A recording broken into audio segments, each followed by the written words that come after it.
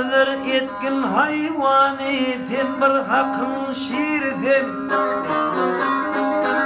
Ey haknadır etkin hayvani, sen bir hakkın şiirsin.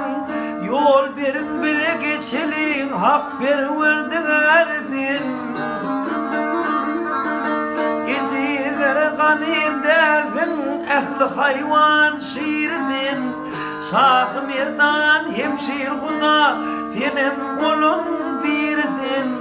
Umid ettik nazar saldı, koyver bizi kemere.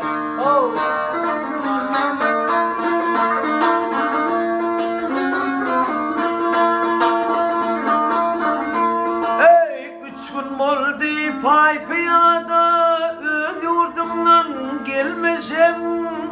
Gece gündüz aranıyor, hakkıyada salmasım. Tesne çölde men hem yalnız, sana tutar bolmasım. Hali özüm dir saydım, seni görüp ölmüşüm.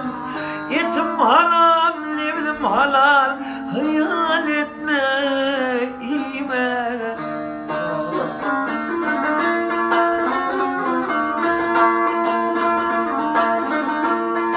Renkin ineriminiz, yazı davan güryanli. Yüz gözüm anzana minnis, adam zaten akıllı. Hak sana dinat beriptir, hem gayratlı şekilli. Şiir hudani tanır mısın, senin adın da kıldı. Her cuma ziyaretiyle barıp kamarıp bana.